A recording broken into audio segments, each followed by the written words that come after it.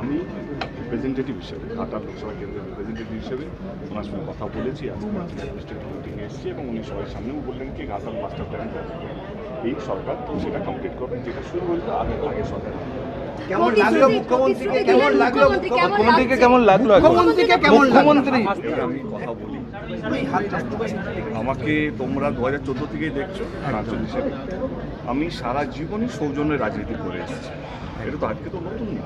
আজকে যদি লোকে বলে না দেব এখন পাল্টে গেছে, না দেব পাল্টায়নি। দেব সবসময় একটাই রাজনীতি করেছি, মানুষকে এক রাখার রাজনীতি করেছি, মানুষকে ভালোবাসা দেওয়ার রাজনীতি করেছি এবং যেই দলেরই থাকুক না কেন, যেই সমর্থকই থাকুক না কেন, তাকে আমি সম্মান দিয়েছি এবং আজ অবধি আমি আমার মঞ্চ থেকে কাউকে আক্রমণ করিনি, অপমান করিনি। আমি শুধু ভালোবাসার রাজনীতি করেছি এবং সেই রাজনীতি তো আজকেও করছি।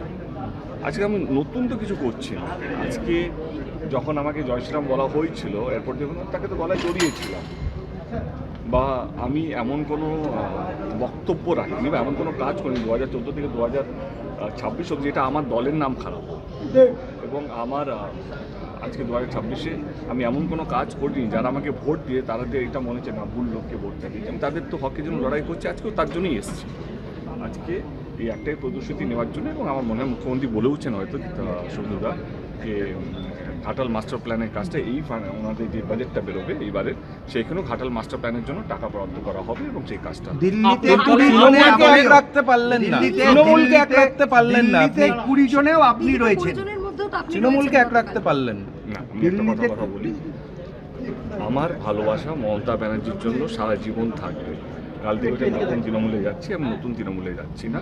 যতদিন মমতা ব্যানার্জি বেঁচে আছে মমতা ব্যানার্জির সঙ্গে আছি এবং ভবিষ্যতে কী হবে আমি এখন কিছু বলতে চাইছি না। তুমি যদি আজকে আমাকে জিজ্ঞেস করো, আমি দিল্লিও যদি গিয়ে থাকি বা আজকেও যদি এখানে উপস্থিত হয়ে থাকি, তৃণমূল কংগ্রেসের সাংসদ হিসাবে এসেছি। ঘাটাল লোকসভা কেন্দ্রে যারা আমাকে ভোট দিয়েছে তারা একটা বিশ্বাসে ভোট দিয়েছে, এই সাংসদ এই লোকটা স্বপ্ন দেখিয়েছিল ঘাটাল মাস্টার প্ল্যান করবে এবং সেই স্বপ্নটা নিয়ে আমি সুনীলদার কাছে এসেছি, যিনি এখন মুখ্যমন্ত্রী।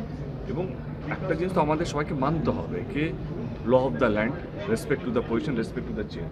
আজকে আমি এটা তো অবিশ্বাস করতে পারবো না কি শুভেন্দু অধিকারী আমি আমাদের রাজ্যের মুখ্যমন্ত্রী না, আমাকে তো এটা মানতে হবে, আমাকে কেন আমাদের সবাইকে মানতে হবে। এবং আমার কাজটা কি, এই ডাবল ইঞ্জিন সরকার যেটা কেন্দ্রতে আছে এবং রাজ্য আছে তাদের হাত ধরে আমি যে প্রতিশ্রুতিগুলো দিয়েছি বা আমি যে স্বপ্নগুলো ঘাটাল লোকসভা কেন্দ্রের মানুষকে দেখিয়েছি, সেই স্বপ্নগুলো তো আমার দায়িত্ব স্বপ্নটা পূরণ করার।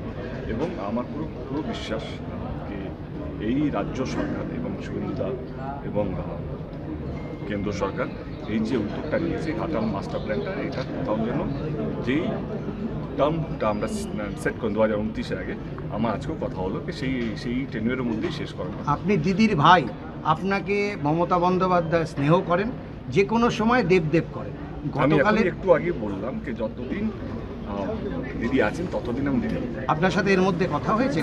হয়েছে, মানে কালকের পরও কথা হয়েছে? আমি সারা রাত শুটিং করছিলাম। আমি একটাই কথা বলছি যে আপনারা যেই রাজনীতি